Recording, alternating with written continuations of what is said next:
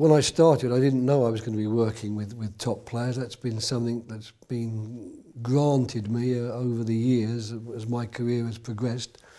But it is a blessing to work with players of the highest possible quality and highest level, because of course there are no real restrictions on what you can do tactically and technically with them. So you don't have to think, well, it would be nice to play this type of football, but the players I'm working with can't do that.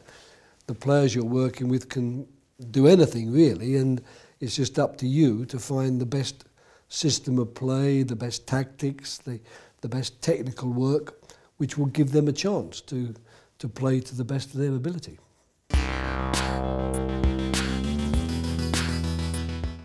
They are at the top of their tree. They know they're at the top of their tree. They know that they are very, very good. And of course they'll make probably higher demands on you if your coaching isn't up to standard, if the advice you're giving, if the information you're giving, if the way you're treating them is in some way, in their eyes, not good enough, then of course A, they'll let you know, and B, it'll be hard for you to keep your job working with them unless you find a way to give them, if you like, what they think they need from their coach. And so that is a challenge, but it's a challenge that you learn to meet, I suppose, as you go along. It would be very hard for someone inexperienced to go straight into that type of work, but luckily I got my early experiences in Sweden. The first 14 years of my career, 12 of them were in Sweden with top clubs, but on the other hand, not quite maybe the stress that has come in latter years working in the Premier League and with England or in Italy. I think that's easier than people would imagine. You know, I think the impression sometimes is that players become more egoistic as they advance, if you like, or get closer to the top of their careers, that they become more selfish, that they don't want to listen. I've got to say that if I take my recent experiences the last 8 years since I came back from the Finnish national team to work in the Premier League and in England, I haven't found that at all. I found the players very receptive to ideas, very keen, if you like, to try new things, and most importantly of all, very, very aware that it's a team game, and if we're going to be successful, we've got to become a good team. And to become a good team, I've got to make certain that I take what I do and mix it, if you like, with the best of what the others can do.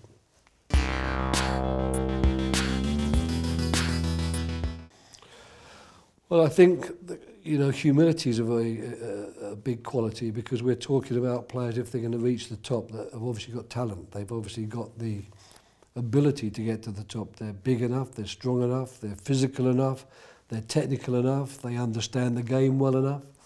So all of these things have got to be there to reach the top anyway. You can't reach the top without having exceptional playing qualities. But what's going to keep you at the top, or what's going to maybe make the little lift between being good and being exceptionally good, I think dedication, of course, and desire. You can never take that out of the equation. But I think humility plays a part too, you know, making certain that you keep everything in perspective, you keep your feet on the ground, and you don't allow the praise, if you like, to go to your head and maybe send you off in a wrong direction, because we all know in sport that there will be good times and bad times. And that's where humility sometimes can help you survive the bad times, wait for the good times to come back, and that will eventually lift you to the real top of the tree, because when you're there, you'll have experienced both sides of the coin. Very few people go straight up. Most people have to go up, down, and it's in those moments, I think, that qualities like humility and dedication, determination, that's when those qualities come to the fore.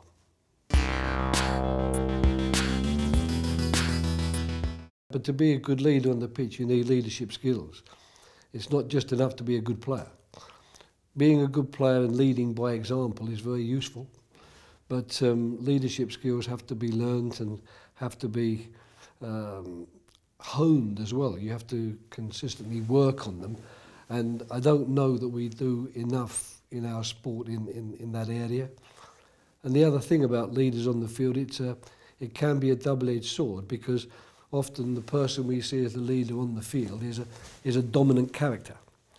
You know, he's maybe one of the best players, maybe very popular within the group, quite dominant within the group. It's his voice you hear most of all.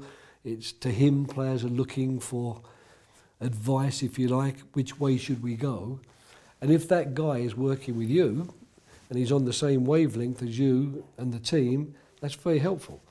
But if he's actually working for himself, it can be quite unhelpful, because the team gets split between what the coach and the coaching staff are suggesting is the best way to win the game and what this so-called leader decides is best for him.